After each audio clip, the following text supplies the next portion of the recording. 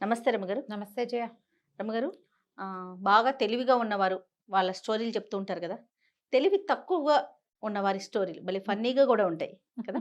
అలాంటిది ఇదివరకు ఏదైనా చెప్పాం. ఒక కథ చెప్పండండి. ఇదివరకు కొన్ని చెప్పుకున్నాం కదా మనం. ఓ ఊళ్ళో పానకాలని ఒక ఆయన ఉండేవాడు. ఆయన అనుకోండి, ఒక కుర్రాడు అనుకో. హుహు. వాడు ఏదో కొంచెం సుమారుగా ఉండేవాడు. అంత తెలివైన వాడు కాదు. ఒట్టు వెరుబాగులాడా అనేవాళ్ళు వాళ్ళ ఊళ్ళో. ఆ ఊళ్ళో ఏం పని దొరికేది కాదు. సరే ఏమనుకున్నాడు, కొంచెం దూరంగా ఓ రంగాపురం అని ఒక ఊరుంది. ఆ ఊరు పోదామని బయలుదేరాడు. అక్కడ ఏమైనా పని దొరుకుతుంది అని. నడుచుకుంటూ పోయాడు. అప్పుడేముంది పల్లెటూళ్ళలో ఇవే కదా! అవును. నడిచాడు, నడిచాడు, నడిచాడు, నడిచాడు. సరే ఆ ఊళ్ళోకి ప్రవేశిస్తూనే కొంచెం ఒక 10 అడుగులు ముందుకెళ్ళంగానే ఇళ్ళు మొదలైపోయినాయి. ఊర్లలో గమనించండి. ఊళ్ళోకెళ్ళగానే మనకేమి ఇళ్ళు, వాకిళ్ళు కనపడవు. అవును. ఔట్‌స్కట్స్‌లో సిటీస్‌లో లాగానే ఖాళీగా ఉన్నట్టుండి ఒక ఒక దారి దాటిన తర్వాత అప్పుడు ఇళ్ళు ఇల్లు మొదలవుతాయి. కనిపిస్తుంది. కొంచెం తొందరగానే ఇళ్ళున్నాయి.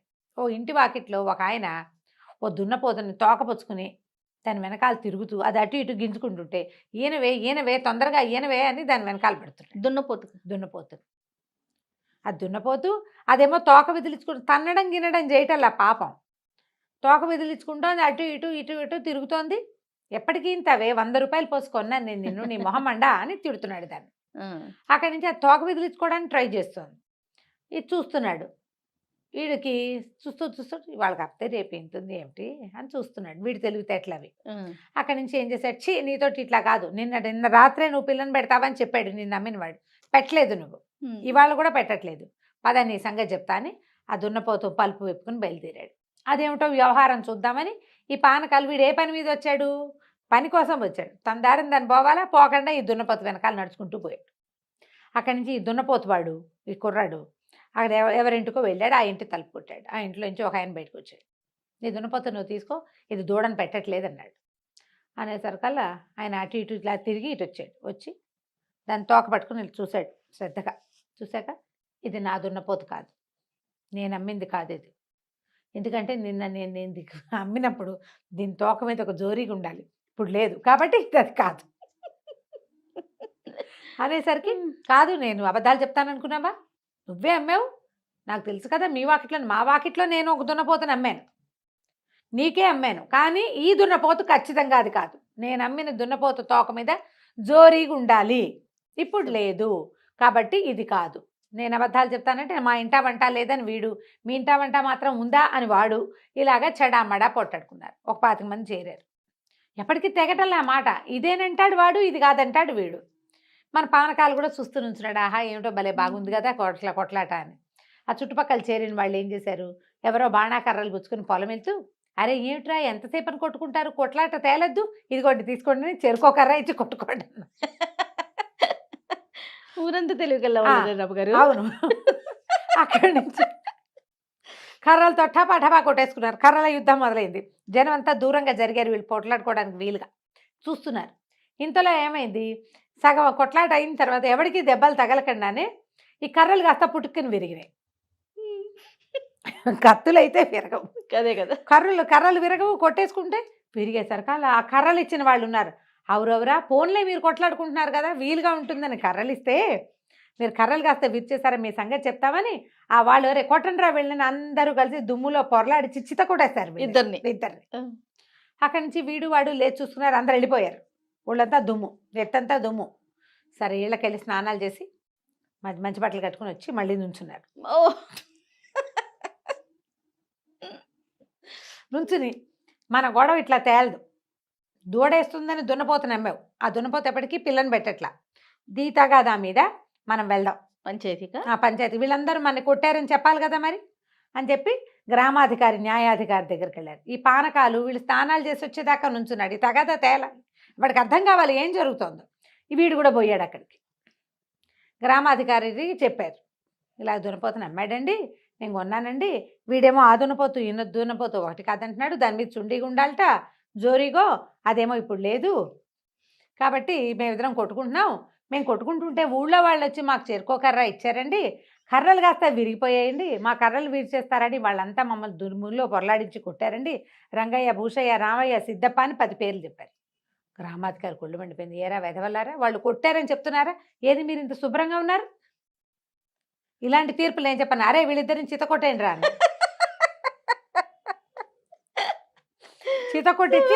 చిత కొట్టిన తర్వాత దుమ్ములో పొరలాడిచ్చి నుంచోబెట్టారు. మరి సీక్వెన్స్ కరెక్ట్ గా ఉండాలి కదా. సీన్ రీకన్స్ట్రక్షన్ చెయ్యొద్దు. రీకన్స్ట్రక్షన్ తర్వాత దుమ్ము నెత్తి మీద వీపు మీద యథాప్రకారంగా దెబ్బలు. స్నానం చేశాక కొంచెం రిలాక్స్ అయ్యారు, మళ్ళీ పడ్డాయి దెబ్బలు. నుంచినాక ఇప్పుడు చెప్పండి మీ సంగతి ఏంటో. ఇప్పుడు కరెక్ట్గా సీక్వెన్స్ కరెక్ట్ కాదు, వీళ్ళిద్దరు మొహాలు చూసుకున్నారు. ఇప్పుడు ఒట్టిగా తన్నులు తిన్నావు. దున్నపోత సంగతి చెప్తే ఇంకెన్ని తన్నులు తినాల్సి వస్తుందో తీర్పు కోసం. వద్దులే వెళ్ళిపోదాం అనుకున్నారు, సైకిల్ చేసుకున్నారు. సరేలే ఏం చేస్తామని ఎవరి దారిని వాళ్ళు బయలుదేరారు. మన పానకాలు కూడా వాళ్ళ వెనకాల బయలుదేరి ఆ మొదట దున్నపోతుని కొనుక్కున్నవాడు ఉన్నాడు కదా, వాడిని అన్నాడు, ఎందుకన్నా ఇంత గొడవ, దూడని ఇవాళ వేయింది రేపు వేయదు, 2 రోజులాగా అదే పెడుతుంది దూడని. దున్నపోత అనగా ఏముంది, దూడని పెట్టక అదేం చేస్తుంది, రేపో ఎల్లుండో పెడుతుందిలే, అనవసరంగా ఇంత గొడవ చేసుకుని దెబ్బలు తిన్నావు నువ్వు వృధాగా అన్నాడు. అనేసరికల్లా వాడు సంతోషించాడు. చాలా మంచివాడివిరా, నువ్వు నాకు మంచి ఐడియా చెప్పావు, ముందే చెప్పుంటే అసలు ఈ కొట్లాటకు వెళ్ళకపోయేవాడిని, ఇంకో 2 రోజులు చూసేవాడిని, దానికి ఏమైనా పని కావాలంటే నేను చూపిస్తానని ఈ మహా తెలివైన పానకాలను కూడా పెంపడించుకుని తీసుకుపోయాడు. ఆ ఊళ్ళో వాడికి తప్పకుండా పని దొరుకుతుంది, అంతే కదా, అందరూ మహా తెలివైన వాళ్ళు కదా. బాగుంది. తెలివిగల్ల వాళ్ళ కథలు. ఇప్పుడు ఏంటంటే అవతల వాళ్ళని ఫూల్స్ని చేయటం కష్టం, అందరూ ఫూల్సే అయితే ఏముంది. ఇలా ముల్లా నసరుద్దీన్ కథ కూడా ఒకటి ఇలాంటిది ఉంటుంది. ఆయనకి గాడిదలు ఉన్నాయట నసరుద్దీన్కి. పక్కింట్లో వాళ్ళు ఎవరో ఒక ఆయన మన ఇంట్లో ఏదైనా 2-3 బళ్ళు ఉన్నాయి అనుకో, పక్క వాళ్ళకి అవసరం వస్తే మీ బండి తాళాలు ఇవ్వండి అని అడగరు. అవును. కంచర్ గాడిదలు 2-3 ఏమో బయటికి పంపించేశాడు, వాళ్ళ అబ్బాయి వాళ్ళు వేసుకెళ్ళిపోయారు. ఒక్క గాడిదను పక్కింటి ఆయన వచ్చాడు, వచ్చి ముల్లా గారు నేను బయటకు వెళ్ళాలి, మీ గాడిదని కొంచెం అరివిస్తారన్నాడు. లేదు మా ఇంట్లో మా గాడిద అన్నాడు. ఇలా 2-3 సార్లు మాట్లాడుతుంటే అందరూ మాట్లాడుతున్నారు, గడ్డి ఏమైనా తెచ్చారని ఆ పక్కన సందులో కట్టేసిన కంచర్ గాడిద ఓనర్ పెట్టంగానే ఆయన అడిగట, అదేంటండి మీరు గాడిద లేదన్నారు, మీ గాడిద అరుస్తుందంటే నువ్వు ముల్లాని నమ్ముతావా గాడిదని నమ్ముతావా అని అడిగట ఆయన. ఎవరిని నమ్ముతావు, అదే కదా. అప్పుడు ఆయన ఇంకేం అనలేకపోయాడు, ఆయన తెలియదు వెళ్ళిపోయాడు. ఇలాగే ఉంటాయి కథలు తెలివి తక్కువ వాళ్ళకి. చాలా బాగుంది. ఎక్కడో చెప్పండి రమ్మగారు, వెళ్ళొద్దాం ఒకసారి. మన కూడా అలా చేసేస్తారు వాళ్ళు. ఏదైనా మంచి కథ ఒకటి చెప్పండి రమ్మగారు. బ్రహ్మరాక్షసుడి కథ చెప్తా. మంచి కథే, కానీ మీరు చెప్పే మీ రాక్షసులు అందరూ బాగుంటారులేండి. మా రాక్షసులు మంచివాళ్ళు. అవును. చందమామల బ్రహ్మరాక్షసుల కథలన్నీ బాగుంటాయి. అవును రమ్మగారు, క్రూరంగా ఉండవు. మీ రాక్షసులు అందరూ మంచి వాళ్ళు అండి. అలాగనే కొంచెమే కేకలేస్తారు, ఎక్కువ అంతే. పూర్వం అట ఒక ఊళ్ళో ఒక భాగ్యవంతుడు ఒక ఆయన ఉండేవాడు. ఆయనకి ఎన్ని వేల ఎకరాల పొలాలో ఉన్నాయి. కానీ భాగ్యవంతుడికి ఒక పిసినారితనం ఉంది. పని వాళ్ళకి డబ్బులు ఇవ్వడం ఇష్టం ఉండదు ఆయనకి. పాలేళ్ళకి డబ్బులు ఇవ్వాలంటే ప్రాణం పోతుంది. పొలాలు ఉన్నాయి, మరి పొలం వ్యవసాయం చేయాలంటే కూలీలను పెట్టద్దు, మరి దున్నాలి, దమ్ము చేయాలి, నాట్లు వేయాలి, ఆ తర్వాత ఏదో మందో గిందో చల్లాలి, మరి తర్వాత ఇవి తీయాలి, ఏమంటారు కలుపు తీయాలి, ఆ తర్వాత ఎన్ని పనులు, నీళ్లు పెట్టాలి, నీళ్ళు ఆపాలి, తర్వాత కొయ్యాలి, తర్వాత కట్టేతలు, తర్వాత నూర్పిళ్ళు, చిరగటాలు గిరగటాలు, ఎన్ని పనులు. మొత్తం ఈ ప్రోగ్రాం అంతా మనుషులతోటే నడుస్తుంది. వ్యవసాయం ఒక చేతిలో మన ఇంట్లో మనం ఓమని మనీ ప్లాంట్కి నీళ్ళు పోసుకోవడం కాదు కదా, బోళ్ళంత పని ఉంటుంది. ఈ పనులన్నిటికీ డబ్బులు ఇవ్వడానికి ప్రాణం ఒప్పేది కాదు ఆయనకి. ఏదో ఒకళ్ళో ఇద్దరో పని వాళ్ళు ఉండేవాళ్ళు, వాళ్ళే ఎలాగోలాగా చేసేవాళ్ళు, ఇంత అయ్యేది కాదు. అయితే ఎకరాలకు ఎకరాలు బీడు పట్టిపోయి ఉండేది ఆయనకి, పనివాళ్ళు లేక. వాళ్ళ ఆవిడ చాలా తెలివిగలది, కానీ ఈయన్ని లొంగదీయలేక ఆవిడ ఊరుకునేది. అయితే ఏమైంది, ఆయన చాలా దుఃఖంగా ఉండేది. ఆయనకి పొలాలన్నీ బీడు పట్టిపోతున్నాయి, ఏవి పంటలు లేకుండా పోతున్నాయి, డబ్బులున్నాయి, ఇంకా ఆయన దగ్గర క్యాష్ కూడా బోల్డంత ఉంది, పొలాలు కూడా ఉంటే బాగుంటుంది అంతే. అయితే ఏమైంది, ఓసారి చాలా చింతాక్రాంతుడుగా కూర్చుని ఉన్నాడు ఆ పొలం దగ్గర. ఓ సన్యాసి ఆ దారైపోతూ, ఏమినైనా అలా బాధపడుతున్నావు ఏమిటి అని అడిగాడు. ఈ ఉచితంగా వస్తాయిగా బావిలో నుంచి మంచినీళ్ళు తీసి ఆ సన్యాసికి కాసిన మంచినీళ్ళు తాగడం పోయించి చెట్టుకి ఏదో కాయ అంటే ఒక కాయ కోసి చేతిలో పెట్టి కూర్చోబెట్టాడు. నాకు చాలా సమస్యగా ఉందండి, పని వాళ్ళని పెట్టుకోలేకపోతున్నాను నేను, మరి సులువుగా పని అయిపోయే ఉపాయం ఏమో కనిపించట్లేదు, దాంతో చాలా కష్టపడుతున్నానంటే ఆ సన్యాసి ఈ మంచినీళ్ళు ఇచ్చాడు, మామిడికాయ కోసి ఇచ్చాడని ఓ మంత్రం చెప్పాడు. ఈ మంత్రం చదువు, ఒకడు వస్తాడు, వాడితో నీకు కావలసిన పని చేయించుకో, ఏ పని చెప్పినా చేస్తాడు, అని చెప్పి ఆ మంత్రము ఉపదేశం చేశాడు. ఈయన బాగానే ఉంది. తెల్లవారి ఇంట్లో కూర్చుని మంత్రం పునశ్చరణ చేశాడు. ఇన్ని వేలు చెయ్యాలని ఉంది లెక్క. ఆ అన్ని వేలు అయ్యాక ఢామ్ అని పెద్ద శబ్దం అయ్యి పెద్ద బ్రహ్మాండంగా ఉన్నటువంటి భీకరాకారుడు ఒకడొచ్చి ప్రత్యక్షమయ్యాడు. ఏం కావాలో చెప్పు, పని చేయాలి నాకన్నా, నువ్వేం పని చెప్తే ఆ పని చేస్తా. అయితే మనకు అదంతా మన పొలమే, ఆ పొలం అంతా దున్నాలన్నాడు. సరే అన్నాడు. ఈయన ఏమనుకున్నాడు, కాస్తిమితంగా కూర్చుని మజ్జిగ తాగుదాం అనుకున్నాడు. ఆయన పీటేసి కూర్చుని ఏమే మజ్జిగతే అనే లోపల బ్రహ్మరాక్షసుడు వచ్చేసాడు. వాళ్ళ ఆవిడ ఇంకా మజ్జిగ చిలుకుతుంది, చిన్న గ్లాసులో పోస్తుంది. వచ్చేసి దున్నేసా అన్నాడు. ఏమిటి అప్పుడే దున్నేసా బాట? దున్నేసాను, కావాలంటే చూసుకో. మేడెక్కారు. పైనుంచి చూస్తే పొలం అంతా దున్నేసి జాలుగా కనపడుతుంది. 1000 ఎకరాలు 1000 ఎకరాలు దున్నేశాడు. అక్కడి నుంచి అన్నాడు, సరే నేను మజ్జిగ పుచ్చుకుని మిగిలిన పనులు చేసుకునే లోపల దమ్ము చేయాలిగా, ఒట్టిగా దున్నితే ఎలాగా, నీళ్లు పెట్టి అంత దున్ని లూజ్గా చేయాలి. ముందు దున్నాలి జాళ్ళు, తర్వాత అది దమ్ము. అలాగే అన్నాడు. బ్రహ్మరాక్షసుడు వెళ్ళిపోయాడు. ఈయన మజ్జిగ దాగి స్నానం చేసి వస్తానని గావంచ భుజాన వేసుకుని వెళ్ళాడు. ఈయన ఇంకా ఒక నూతులేంచి వచ్చి ఏదైనా తోడలా బ్రహ్మరాక్షసు మళ్ళీ డింగమని వచ్చాడు. మనకు దొరికితే బాగుండు కదా. భలే ఉంటుంది అమ్మగారు. దున్నేశాను, మా దమ్ము కూడా చేసేసా. నీళ్లు పెట్టి నేలంతా నానబెట్టాలి.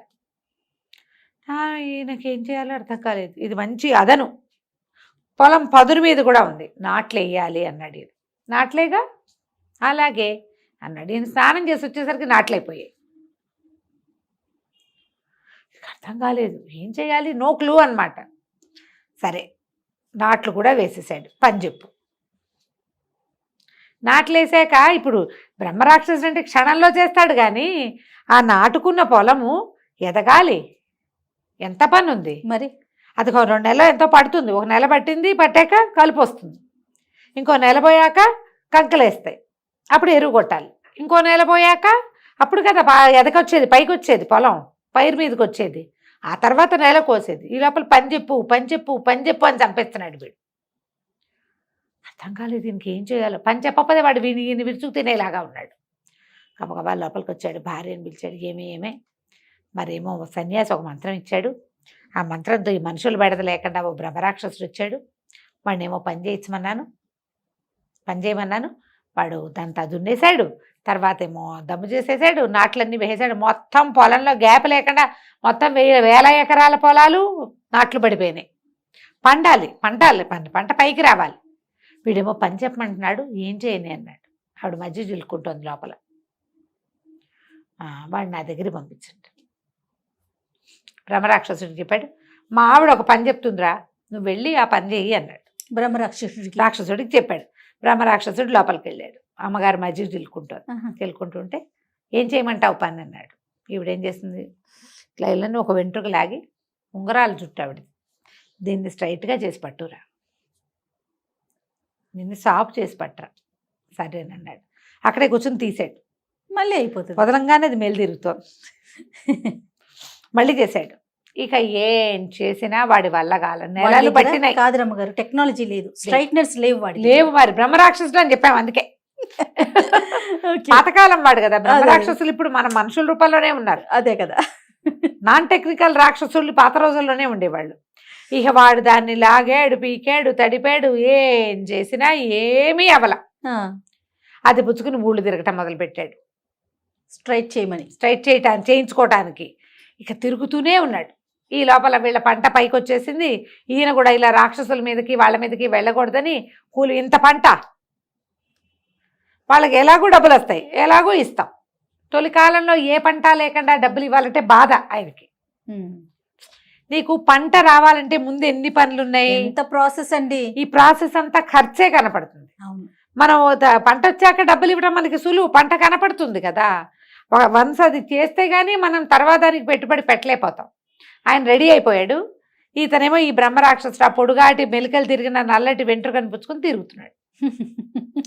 కొన్ని నెలలు తిరిగాక ఓసారి ఒక బంగారపు పని వాళ్ళ వాకిట్లో కూర్చుని ఉన్నాడు బ్రహ్మరాక్షసుడి చెట్టు కింద. ఆయన ఓ బంగారాన్ని, ఒక ముద్దని కాల్చి ఒక మెషిన్లో పెట్టి దాన్ని ఇట్లా సాగదీశాడు.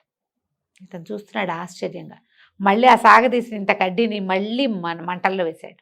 మళ్ళీ ఆ సాగదీసి అది సన్నగా తీగ చేసుకుంటున్నాడు. కాల్చి సాగదీస్తారు. చల్లారిపోయాక మళ్ళీ కాల్చి మళ్ళీ మళ్ళీ సాగదీస్తారు. సాగదీస్తారు. తర్వాత దాన్ని ఒక సన్నటి దాంట్లో పెట్టి నైస్గా లాగి లాగి లాగి లాగి లాగి ఏమనుకున్నాడు బ్రహ్మరాక్షసుడు, హే ఇది చాలా బాగుందని ఆ వెంట్రుకను తీసుకెళ్ళి మంటలో పడేసాడు.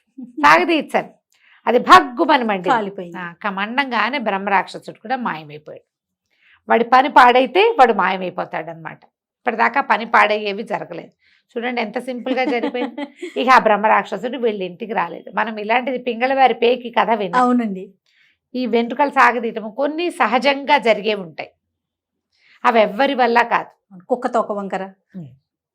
కానీ మానవ ప్రయత్నాలు, మనం ఎవరిదో విపరీత సహాయం కావాలని అనుకోకూడదు. నాకు ఎగ్జామ్లో 100 మార్కులు రావాలని కోరుకుంటారు పిల్లలు, దానికి నువ్వు పని చేయొద్దు. అది కదా. ఎవరైనా ఎగ్జామ్ రాసేసి ఏదైనా విచిత్రం జరిగి రాసేసే పెన్ దొరికేస్తే బాగుండు అలా ఊహించుకునే వాళ్ళని చిన్నప్పుడు. మ్యాజిక్ పెన్ అది అలా పెట్టగానే అదే రాసుకుంటూ వెళ్ళిపోతుంది. కథల్లో చదివి మ్యాజిక్ పెన్ కావాలి, మ్యాజిక్ బుక్స్ కావాలి, మ్యాజిక్ పేపర్స్ కావాలి. ఎప్పుడు మ్యాజిక్లతోటి వాటంతటా అవి జరిగిపోయే క్రియలతోటి జీవితం నడవదు. వాటికి మనమే ప్రయత్నం చేయాలి. బంగారానైనా కాల్చి కాల్చి కొట్టి చేస్తేనే సాగుతుంది. అంతే. దాంతో ఏనగైనా చేసుకోవచ్చు కదా. కాబట్టి మనం ఏం చేయాలి, క్రియ సరిగ్గా చేయాలి. ఎప్పుడూ కష్టే ఫలి, ఈ ధ్యాస పెట్టుకుని ఉండాలి. పిల్లలకి చెప్పండి ఈ కథ. కొంచెం ఉద్యోగాల్లో కొత్తగా చేరిన పిల్లలకు కూడా ఈ కథలు చెప్పండి. తప్పకుండా. ఒకసారి మ్యాజికల్గా జరిగిపోయింది అనుకో, సడన్గా జరుగుతుంది. మ్యాజిక్స్ ఎల్లప్పుడూ ఎలా జరుగుతాయి, అంతటితో ఆగిపోతుంది. పైగా బోర్గా కూడా ఉంటుంది. అంతకు చిటుక్కునైపోతే బోర్ కదా, మరి కదా బోర్ కొట్టేస్తుంది. అలా కాదు, మనం ట్రై చేయాలి, కొంచెం ఫెయిల్ అవుతుండాలి, మళ్ళీ ట్రై చేయాలి, అప్పుడు సక్సెస్ అవ్వాలి, సక్సెస్ని ఎంజాయ్ చేయాలి, సక్సెస్ని ఎంజాయ్ చేయాలి, సక్సెస్ని పంచుకోవాలి, మనని చూసి ఇంకోళ్ళు నేర్చుకోవాలి. ఎంత ఉంది అసలు మనకు కూడా దాని విలువ తెలుస్తుంది కదా. ఎంజాయ్ చేస్తాం అలా కష్టపడి సాధిస్తే కనుక. అవును. రైట్ రమ్మగారు, మీరు బాగా తెలివైన వారు, అలానే తెలివి తక్కువ ఉన్నవాళ్ళు, ఇలాంటి స్టోరీస్ చాలా చెప్పుకున్నాం. ఈరోజు బాగా తెలివైన వాళ్ళు, వారికి సంబంధించిన కథ ఏదైనా చెప్పండి. మనం కొన్ని సినిమాల్లో చూస్తాం, హీరో భలే ఊహించేస్తాడు కదా, ఏం జరిగిందో ఊహిస్తాడు, ఏం జరగబోతోంది కాదు. ఇప్పుడు ఒక సీన్ చూసినప్పుడు ఒక వస్తువు అక్కడ పడిందంటే ఈ వచ్చిన వాడు ఇటు కొడితే అది అక్కడికి వెళ్ళి ఇక్కడ పడింది అనమాట. దాని తర్వాత సీన్ ని ఊహిస్తారు. అవి డిటెక్టివ్ మూవీస్ లో ఎక్కువ చూస్తాం. ఏం జరిగిందో, డిటెక్టివ్ కాదు, హీరోలు సూపర్ బాయ్స్ గా ఉండే హీరోల సినిమాల్లో కూడా ఈ మధ్య 2-3 సినిమాలు నా ఫేవరెట్ డైరెక్టర్ గారి సినిమాల్లో కూడా కనపడ్డాయి. అవి నాకు ఎవరు రమ్మగారు చెప్పను, ఊహించుకోండి. సీన్ బట్టి ఇది ఇలా జరుగుంటుంది అని ఊహించడానికి అనమాట. దాని మీద ఒక మంచి తెలివైన కథ ఒకటి చెప్దాం. ఒక ఊళ్ళో ఒక 3 అన్నదమ్ములు ఉండేవాళ్ళు. చాలా చిన్న పల్లెటూరు అది. అయితే వాళ్ళ అమ్మా నాన్న గతించాక వీళ్ళు ఈ ఊళ్ళో ఉండకూడదు అనుకున్నారు. వాళ్ళు ఏంటంటే పిచ్చి తెలివైన వాళ్ళు. ఊళ్ళో అందరూ వీళ్ళ కష్ట తెలుగులు ఉన్నాయి, వీళ్ళు ఈ ఊళ్ళో ఉండవలసిన వాళ్ళు కాదు, ఇక్కడ మట్టికొట్టుకుపోతారు పల్లెటూళ్ళలో, సిటీలకి పట్టణాలకు వెళ్తే ఈ తెలివితేటలకి రాణింపు వస్తుందని అంటూ ఉండేవాళ్ళు. వీళ్ళు ఏమనుకున్నారంటే అమ్మా నాన్న ఎలాగా లేరు, పెళ్లి పేరెంటం అవ్వలేదు, ఏ పట్టణానికో వెళ్ళి మన తెలివితేటలకు తగిన ఉద్యోగాలు సంపాదించుకుని అక్కడ వివాహం చేసుకుని పిల్లలకి సెటిల్ అవ్వచ్చని భావించారు. ఏదో కొద్దిగా 10 పరకా ఉన్నవి సొమ్ము చేసుకుని మెల్లిగా 3 పట్టణం దారి పెట్టారు. అప్పుడు బళ్ళు గిళ్ళు తక్కువ, డబ్బులు ఉన్నవాళ్ళు, సొంత బళ్ళు ఉన్నవాళ్ళు, వీళ్ళకి అలాంటివి ఏం లేవు, సామాన్యమైన కుటుంబం. సరే ఏమనుకున్నారంటే అప్పటికి 2 కాళ్ళ బండే కదా. ఈ మధ్య మొన్న దాకా ఒక 50-70 ఏళ్ల క్రితం, 100 ఏళ్ల క్రితం దాకా చాలామంది కాలినడకనే తిరిగేవాళ్ళు. ఒంటెద్దు బళ్ళు ఉండేవి, ఏదో 2 ఎడ్ల బళ్ళు ఉండేవి. రైలు అవి వచ్చినా రైల్వే స్టేషన్ ఎక్కడో, ఇదెక్కడో అదెక్కడో. అవును, మామూలు ఊళ్ళల్లో ప్రయాణాలు ఇలాగే నడిచేవి నడకలతోటి. సరే వీళ్ళు 3 ఓ దారిని పోతున్నారు. ఇవి వెళ్తూ ఉంటే అడవి దారిలో ఒక ఆయన కనపడ్డాడు, కొంచెం పెద్ద మనిషి, చక్కగా బట్టలు అవి ఖరీదైన బట్టలు. ఆయన హైరాన్గా నడుస్తూ, బాబు గుర్రం ఎక్కడైనా కనపడిందా అన్నారు. పెద్దవాడు అన్నాడు ఈ దారినే వెళ్ళింది అన్నాడు. రెండోవాడు అన్నాడు దాని కుడికన్ను గుడ్డిది కదండి అని అడిగాడు. ఆయన అవునవును ఈ దారే వెళ్ళింది బాబు, తప్పిపోయింది, దాని కన్ను గుడ్డిది, కుడి కన్ను కనపడదు దానికి. సరే మూడోవాడు అన్నాడు దాని మీద ఓ పిల్లాడు ఉన్నాడు కదండి అన్నాడు. ఈయన అవును బాబు పిల్లాడు ఉన్నాడు, మా పిల్లాడే, ఎక్కడ చూసారో చెప్పండి అన్నాడు. మేము చూడలేదండి అన్నారు 3. అదేమిటి మీరు ఇన్ని గుర్తులు చెప్పారు, చూడకపోవటం ఏంటంటే మా తెలివితోటి చెప్పామండి అన్నారు. అనగానే ఆయన గుండు మండిపోయింది. తెలివితోటి గుర్రం ఈ దారే వెళ్ళిందని, అది దానికి ఒక కన్ను గుడ్డిదని, దాని మీద ఓ పిల్లాడు ఉన్నాడని ఎలా చెప్పారు? ప్రశ్న బాగుంది కదా. మీరే నా గుర్రాన్ని దాచేశారు, నా పిల్లాడిని ఏదో చేశారు, ఇచ్చేయండి నా గుర్రాన్ని నా పిల్లాడిని అని. వీళ్ళు మా తెలీదు, మేము చూడలేదు, తెలివితేటలతోటే చెప్పాం, ఎలా? అక్కడి నుంచి పదండి రాజుగారి దగ్గరికి వెళ్దాం, పట్నం రాజుగారి బిల్డింగ్ దగ్గరలోనే ఉంది అని చెప్పేసి అరిచి కేకలు పెట్టాడు. వాళ్ళు ఎవరో 2-3 వెనకాల పరిగెత్తుకొచ్చారు. అందరూ కలిసి ఈ 3 కుర్రాళ్ళని రాజుగారి దగ్గర, ఆ జమీందారు గారి దగ్గరికి లాక్కుపోయారు. పెద్ద దివాణం అది, 4 పక్కల తలుపులున్నాయి. ఈ 3 లోపల తీసుకెళ్లారు. ఆయన వచ్చిన ఆయనేమో ఏడుస్తూ, అయ్యా నా గుర్రం మీద నా పిల్లాడు ఎక్కువ ఉన్నాడండి, గుర్రం కాస్త పరుగు తీసేసిందండి, వీళ్ళు కనపడ్డారు, వాళ్ళేమో ఈ గుర్రం ఈ దారినే పోయిందంటారు, పిల్లాడు ఉన్నాడు కదా అంటాడు, దాని కన్ను గుడ్డిది కదా అంటాడు, గుర్రాన్ని ముట్టుకోకుండా చూడకుండా దాని కన్ను గుడ్డిదని ఎట్లా తెలుస్తుందండి? గుర్రం దగ్గరికి వెళ్తే కదా దాని గుడ్డిగాని తెలిసేది, అలవాటైన వాడికి తెలుస్తుంది, కొత్త వాడికి దాని కన్ను గుడ్డిదని ఎలా తెలుస్తుంది? వీళ్ళు ఏదో గుర్రాన్ని చేసి నా పిల్లాన్ని మాయం చేసి ఇట్లా చేస్తున్నారని ఆయన లబోదిబోమని గోలు పెట్టాడు. గోలు పెట్టేసరికి ఈయన ఏమయ్యో చూస్తుంటే మంచి వాళ్ళే ఉన్నారు, చెప్పండి సమాధానం ఎలా చెప్పారు మీరు? మేము చూడలేదని వీళ్ళు ఒత్తుకుంటారు. అంటే మా తెలివితేటలతో చెప్పామండి అన్నాడు. ఏం తెలివోయ్, అదేం తెలివి, ఇలాంటి విషయాలు ఎలా తెలుస్తాయి తెలివితోటి అనేసరికలు ఎందుకు తెలియదండి, గుర్రం కాలు గుర్తులు కనపడుతున్నాయి అంటే అది ఈ దారినే వెళ్ళినట్టు ఒకటి అయిందా. తర్వాత కుడివైపు ఉన్న ఆకులన్నీ ఎడమవైపు ఉన్న ఆకులన్నీ మేసున్నట్టున్నాయి, కుడివైపు చూడలేదు కాబట్టి అది కుడివైపున ఉన్న ఏ గడ్డి అది కొమ్మలు అవి పీకలేదు. ఆ దారిలో గుర్రం వెళ్ళిన దారిలో అదేం చేసింది, ఎడమవైపుకి మొహం తిప్పి అందిన ఆకులు అలమలన్నీ పీక్కుని తింది. మేకలు, గుర్రాలు, గొర్రెలు అవి తింటే మేక మేసినట్టు గుర్రం మేసినట్టు తెలుస్తుంది. అవగాహన, కొంచెం దృష్టి దాని మీద పెడితే, ఫోకస్డ్గా చూస్తే. గుర్రం నవిలింది ఆకులు, ఇప్పుడు మేక అనుకో భూమికి జానడి ఇంతే ఉంటుంది, గుర్రం ఎత్తుగా ఉంటుంది కదా, ఎత్తుగా ఉన్న వైపు ఆకులు ఎడం వైపు అన్నీ మేసినట్టు దానికి అందిన కొమ్మ అందినట్టు లాక్కుంటూ పోయింది. నవ్వులుకుంటూ తింటాయి కదా గుర్రాలు, కాబట్టి ఒకటి. అక్కడి నుంచి పిల్లాడు ఉన్నాడంటే ఈ పక్కనున్న నది దగ్గర గుర్రం గిట్టలు, చిన్న పిల్లాడి పాదాల గుర్తులు కనపడుతుంది. పిల్లాడో పిల్లో, మగ పిల్లాడని ఊహించాం. గుర్రాల మీద ఆడపిల్లలు ఉండరు కదా, మగ పిల్లలు ఎక్కుతారు, ఇలా మేము ఊహించామండి. అంతేగాని మేము ఆ గుర్రాన్ని చూడలేదు, దాని మీద పిల్లాడిని చూడలేదు. నది ఒడ్డున మేము మంచినీళ్ళు తాగడానికి వెళ్ళినప్పుడు కనపడ్డాయి. ఒక గుర్రం కాలు గుర్తులు ఉన్నాయి, పిల్లాడి కాలు గుర్తులు ఉన్నాయి. వాళ్ళిద్దరూ ఆ నదిలో నీళ్లు తాగుంటారు. చెరువు దగ్గర, నది కాదు అది చెరువు. చెరువుకి ఎట్లా ఉంటుంది, సినిమాటిక్గా ఉండవు చెరువులు. నీళ్ళు లోపలికి ఉంటే వీళ్ళు గట్టి దిగి అక్కడ 4 అడుగులు నడవాలి, అడుగుల గుర్తులు పడతాయి. ఇంకెవరు అక్కడికి రాకపోతే గుర్తులు అలాగే ఉంటాయి. అడవుల్లో తెగ తిరిగేస్తారు ఆ జనం, తక్కువ ఉంటారు కదా, కాలు గుర్తులు కనపడతాయి. గుర్రం పక్కనే కుర్రాడు కాళ్ళు ఉన్నాయంటే ఖచ్చితంగా వాళ్ళిద్దరూ కలిసి వచ్చారు, మంచినీళ్ళు తాగారు, వెనక్కి ఎక్కారు. మళ్ళీ వాడు గుర్రం ఎక్కాడు, గుర్రం వెళ్ళిపోయింది. దాని కుడికన్ను గుడ్డిది, అందుకని ఎడం వైపువే మేసున్నాయి. ఈ దారినే కాలు బిట్టలు కనపడతాయి, ఇంకేవి రాలా వెహికల్స్. అప్పుడు అసలు బళ్ళు సైకిళ్ళు అవి కూడా లేవు కదా, గుర్రాలు అవి నడిస్తే తెలుస్తాయి. పులివి పగ్మార్క్స్ అవి కూడా అడవుల్లో అలాగే గుర్తుపడతారు. ట్రాఫిక్ లేని చోట క్లియర్గా తెలిసిపోతుంది అనేసరికి రాజుగారు ఆలోచించాడు. రాజు, ఓహో ఇదేదో తెలివిగానే ఉంది, మ్యాటర్ బాగానే ఉంది, అయితే మీరు ఏదైనా తెలివితో చెప్పగలరా అన్నాడు. అది చెప్పగలమండి, ప్రయత్నం చేస్తాం అనేసరికి సరే ఒక లోపల పక్కన ఉన్న సైనికుడికి చెవిలో ఒకటి చెప్పాడు రాజుగారు. సరే ఒక వాకిలి నుంచి 4 పక్కల తలుపులు ఉన్నాయి కదా దివాణానికి, ఒక సైనికుడు ఒక అట్టపెట్టెతోటి ఒక వస్తువు పట్టుకొచ్చాడు. అందులో ఏమున్నాయో మీ తెలివితోటి చెప్పండి అంటే పెద్దవాడు అన్నాడు, అది కొంచెం తేలికైన వస్తువు అండి అన్నాడు. ఎలా తెలుస్తుంది? మోసేదాన్ని బట్టి, మన అబ్జర్వేషన్కి తెలిసిపోతుందా?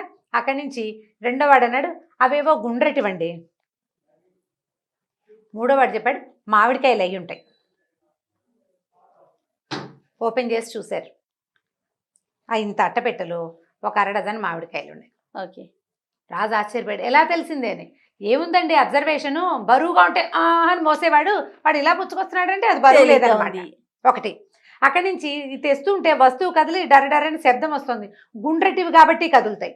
బల్లపరుపుగా ఉండే వస్తువు అయితే కదలదు, గుండ్రటిదైతే కదా దొర్లే, అంతే దొర్లేని శబ్దం వినపడుతోంది కాబట్టి చెవులు కన్ను పనిచేస్తున్నాయి వాళ్ళకి బాగా ఫోకస్డ్గా. గుండ్రటివి. వాడు తూర్పు వైపు వాకిట్లో నుంచి వచ్చాడు.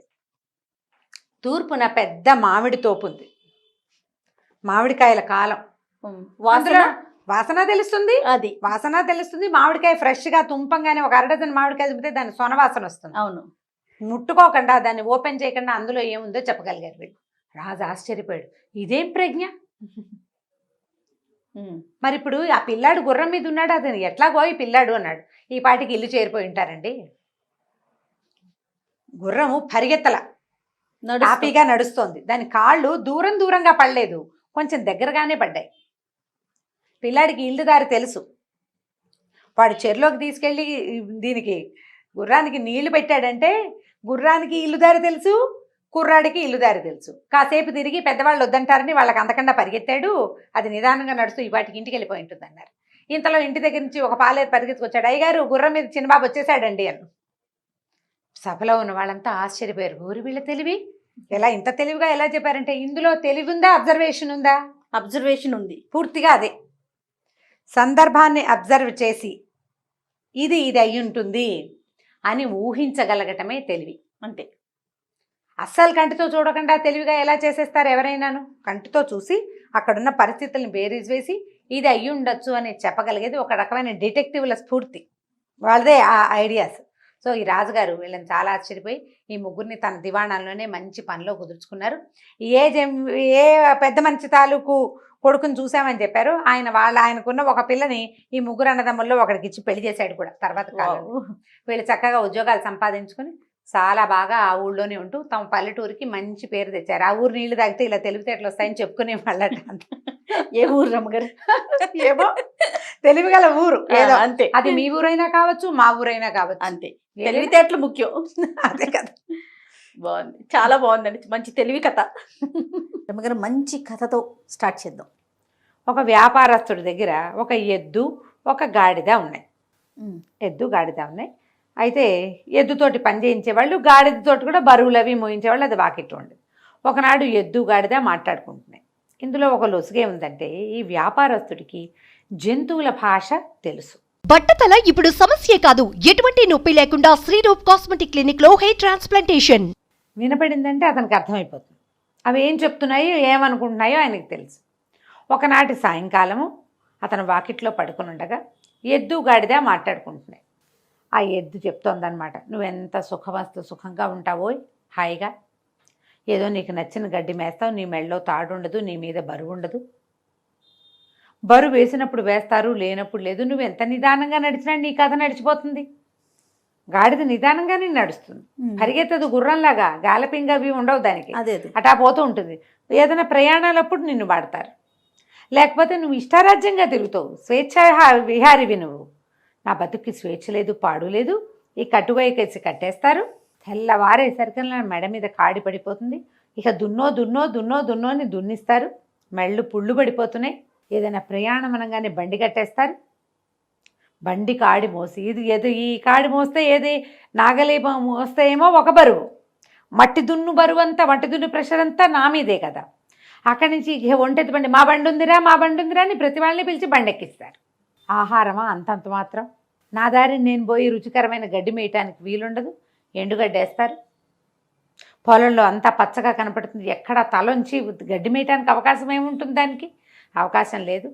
నా జీవితం ఇట్టా అయిపోయిందని ఎద్దు చాలా దుఃఖంతో పరిపరి విధాలుగా వాపోయింది. గాడిదంది, అయ్యో తండ్రి నీకెంత కష్టం వచ్చింది, ఓ పని చెయ్యి, రేపొద్దున తోలుకెళ్తారు కదా, నువ్వు నడవడం మానే, కూలబడిపో, ఆహారం మానేసి, తిండి తినద్దు, నీకేదో జబ్బు చేసిందని నిన్ను చేయటం మానేస్తారు. ఓ జబ్బు చేసింది అనుకుంటారు కదా, పనికి కొట్టేయి, పనికి మొండికెత్తమని గాడిద ఎద్దుకి సలహా చెప్పింది. విషయం అంతా విన్నాడు వ్యాపారస్తుడు. పొద్దున్నే పాలేళ్ళు ఎద్దుని తోలుకుపోయారు. తోలుకెళ్ళేసరికల్లా ఎద్దు ఇట్ట ఘాట్లోకి వెళ్ళంగానే, అదే చేలోకి వెళ్ళంగానే కూలబడిపోయింది. ఎంత కొట్టినా ఎంత కేకలేసినా లేవల. కాళ్ళు ఇట్లా మడిచేసింది, బుర్ర పక్కకు వేళ్లాడేసింది. ఏం చేయాలి? సరే వాళ్ళు ఏం చేశారు, దానికి ఏదో మందు పెడదామని ట్రై చేశారు. మందుకు పుచ్చుకోలేదు, మంచినీళ్ళు తాగలేదు. అతి కష్టం మీద నలుగురు కలిసి లేవదీసి ఎట్టా ఆగొట్ట ఇల్లు పొలము దగ్గర ఏమన్నా ఇంటికి తోలుకొచ్చి ఈ ఘాట్లో పెట్టుకుని పడేశారు. లోపలికి పడేస్తే అది హాయిగా అక్కడున్న గడ్డిని నెమరు వేస్తూ సుఖంగా విశ్రాంతిగా కూర్చుంది ఎద్దు.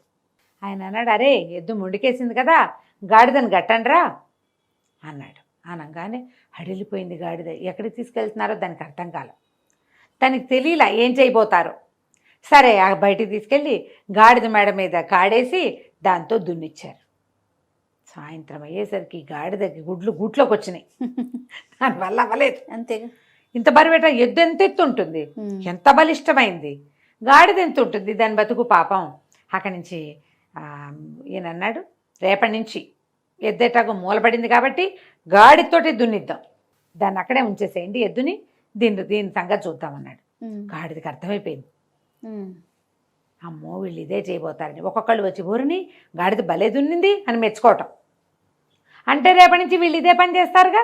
అంతే. అక్కడి నుంచి సాయంకాలం అవ్వగానే ఇది సూర్మి అలాగా ఏడ్చుకుంటూ వెళ్ళింది గొడ్లశాలలోకి. వెళ్ళేసరికి అక్కడ ఎద్దు విశ్రాంతిగా కాళ్ళు చాపుకుని పడుకుని గడ్డి నెమరు వేస్తూ రెస్ట్ తీసుకుంటాం.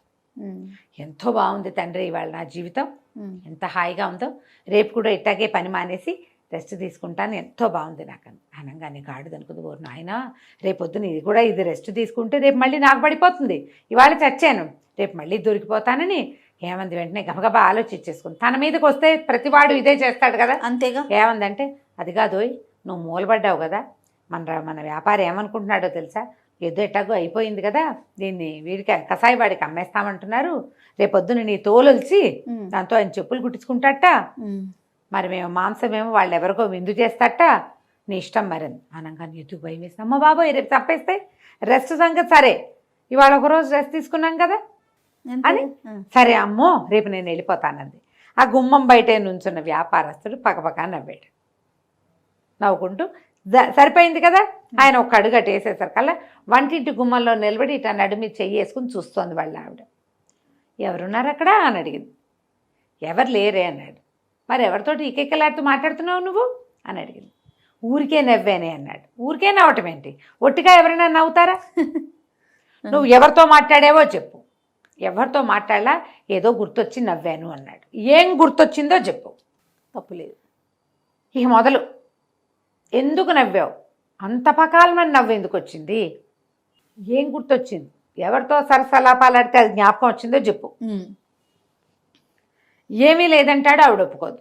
అక్కడి నుంచి ఆవిడ ఏం చేసింది, ఈయన ఏంటి ఈ జంతువుల భాష ఆయనకు తెలుస్తుంది, ఆ రహస్యం ఎవరికైనా చెప్తే ఆయన తల పగిలి చచ్చిపోతాడు, ఆయన ఆ విద్యకున్న శాపం అది. గొడ్డును ఇది గాడిద మాట్లాడుకుంటున్నాయి, దాని రోగం కుదిర్చాను అని చెప్పాడు అనుకో పెళ్ళానికి, అయినవుటు చెప్పలేడు. ఎందుకు నవ్వావో చెప్పమంటుంది. ఏ విషయం గుర్తొచ్చిందో చెప్పడానికి ఏమీ విషయం లేదు. మసిపూసి మారేడుకాయ చేద్దామంటే ఆవిడ కాస్త ఆలోచించాలా, ఆవిడ మొహంచి కళ్ళు తిప్పట్ల ఇలాగే చూస్తాను. ఏం చేయాలో తెలియలే. సరే చెప్తానన్నాడు. ఇక ఆవిడ ఏమంది, నేను ఇంటి నుంచి వెళ్ళిపోతా, పుట్టింటికి వెళ్ళిపోతాను, లేదా ఉరిపోసుకు చచ్చిపోతాను, నువ్వు చెప్పాలి నిజం, నువ్వు ఎందుకు నవ్వావో చెప్పు, ఎందుకు చెయ్యిపోయావో చెప్ప. ఇప్పుడు ఎవరికో చెయ్యిపోయావు, వాళ్ళు ఎవరో వెళ్ళిపోయారు, ఇంట్లో వాళ్ళని అడిగారు, ఎవరికి చెయ్యిపోయామంటే ఊరికే చెయ్యిపోయా అంటే నమ్ముతారా? ఎందుకు నవ్వావని భార్యలో భర్తలో ఎవరో ఒకళ్ళని ఎప్పుడో ఒకప్పుడు అడిగే ఉంటారు కదా. అంతే. ఏం గుర్తొచ్చి నవ్వావు, అదే సమాధానం చెప్పాలిగా. అక్కడి నుంచి ఇక ఏమనుకున్నాడు, చావడానికి రెడీ అయిపోయాడు. చెప్పేయాలి, ఇంకా ఈ రహస్యం చెప్పేయాలి. కాకపోతే దాని టైం చెప్పేస్తే పుసుకొని చచ్చిపోతే ఈ ఇల్లు వాకిలి వీలునామా ఇవన్నీ ఏట. అక్కడి నుంచి ఏం చేశాడు, గబగబా వీలునామా రెడీ చేశాడు. చుట్టాలు పక్కాలు అందరినీ ఒకసారి కంటితో చూద్దామని అందరినీ రమ్మన్నాడు. కూతుళ్ళు కొడుకులు, ఒకళ్ళిద్దరు మనవలు, వియ్యంకుళ్ళు, బావమరుదులు, 2-3 మరదళ్ళు, 2 బొదినగారులు, మొత్తం గుంపంతా చేరారు వీళ్ళింటో. చేరాక ఏమైంది, ఇంతలో వాళ్ళ ఇంట్లో ఓ కుక్క కోడి కూడా ఉన్నాయి. ఆ కుక్క అదే పనిగా ఆయన కేసు చూస్తూ పాపం చచ్చిపోవడానికి సిద్ధపడ్డాడు మహారాజు అనుకుంటూ దీంట్లోకి చూసింది, మన కోళ్ళ దీంట్లోకి. కోళ్ళ గూడు ఉంటుంది కదా, ఒక పెద్ద గూడులో ఒక పెద్ద పుంజు, 50 పెట్టెలు ఉన్నాయట. కోడి పుంజు ఒకదాని మించి ఒకదాని మీదకి దాటుతూ ఆడుకుంటుంది వాటితోటి, పెట్టెలతోటి. ఈ కుక్క అడిగిందట, ఏమై పుంజు మన ఆసామేమో మనని పోషించేవాడేమో పెళ్ళానికి సమాధానం చెప్పలేక చావడానికి సిద్ధపడ్డాడు, నువ్వేమిటయ్యా అంటే చక్కగా 50 మంది పెట్టల్ని భలే మెయింటైన్ చేసినావో, ఆయన ఒక్క పెళ్ళాన్ని మెయింటైన్ చేయలేకపోతున్నాడు, ఒక భార్యకి సమాధానం చెప్పలేక చావడానికి సిద్ధపడ్డాడు. నువ్వు ఒక్కడివి, ఒక్క పుంజుంది, 50 పెట్టెలుంటే ఇన్ని పెట్టెలతోటి సరసలాపాలు భలే బాగా ఆడుతున్నావు నువ్వు, ఏమిటో నీ రహస్యం అంటే. ఏముంది రహస్యం, ఎవరి మెథడ్స్ వాళ్ళకు ఉంటాయి, ఎందు పుంజు. సరే నీ మెథడ్ నీకుందనుకో, నీ రహస్యం నా చెప్పకు. మన యజమాని ఏం చేయాలంటే, ఏం చేయాలంటే లోపల తీసుకెళ్ళి విరగబాదేయాలి పెళ్ళాన్ని. ఇంకోసారి ఇలాంటి ప్రశ్నలు అడిగామంటే చంపేస్తానంటే సరిపోతుంది. అది అక్కడే నిలబడి ఉన్న యజమాని మొత్తం విన్నాడు. అర్థమైంది ఆయనకి. కుక్క కోడి మాట్లాడుకుంటున్నాయి, ఈయన వినపడుతున్నాయి కదా. సరే ఆ వచ్చిన చుట్టాలందరినీ పలహారాలు చేయండి అని, ఏమే ఇలారా అని చెప్పి ఆవిడ లోపల తీసుకెళ్ళి వాళ్ళ వాకిట్లో తుంగ ఉందట, తుంగగడ్డి, అది ఇట్లా దీనిలాగా చెరువుల్లో మొలుస్తుంది. 2 పోసలు లాక్కెళ్ళి లోపల తీసుకెళ్ళి చితబాదేశాడు పెళ్ళాను. నేను ఎందుకు అయినా నవ్వుతా, నువ్వు నన్ను అడగడానికి వీల్లేదు, చచ్చినా చెప్పండి. మళ్ళీ అడిగావో మళ్ళీ తగులుతాయి దెబ్బలు. శభాష్. అనగానే ఆవిడ, మరి వీళ్ళందరినీ ఎందుకు పిలిచారు, ఎందుకైనా పిలుస్తా, అది నా ఇష్టం, ఏది అడగటట్లేదా? నువ్వేం అడగడానికి వీల్లేదు, కాపురం చేస్తావా దెబ్బలు తింటావా ఏదో ఒకటి చెప్పన్నాడు. ఆవిడేమో నాకు దెబ్బలు వద్దు, నేను కాపురం చేస్తా, ఇంట్లోనే ఉంటా, ఎవరికీ చెప్పను. బయటకు వచ్చి అందరికీ పలహారాలు పెట్టేసింది. ఈయన హాయిగా ప్రశాంతంగా ఉన్నాడు. కుక్క, కోడి, ఎద్దు, గాడిదే వాటి పన్నాలు చేసుకుని ప్రశాంతంగా ఉంది. కథ కంచికి మనం ఇంటికి. పరిష్కారం ఇలాగే రమ్మగారు. మరి ఏం చేస్తాం, సచ్చినా చెప్పండి, నీ దిక్కుంటాడు చెప్పుకో అనాలి అంతే. ఈ కథలో ఇలా ఉందమ్మా, ప్రతి కథలోనూ ఇలా ఉంటుందని అనుకోకండి. ఈ రోజు కాదు, ఇది అరేబియన్ నైట్స్ ఎప్పుడో రాయబడి ఉన్న కథ. దీన్ని కథగా వినండి. అంతే, ఆ రోజుకి అది చెల్లింది. మనం పిల్లలకి ఎక్కడ దాకా చెప్పాలి, కుక్క, గాడిదే, ఎద్దు కథ వరకు చెప్పాలి. ఒకళ్ళ పనులలో ఇంకొకళ్ళు జోక్యం అంతే కల్పించుకోకూడదు. అంతే.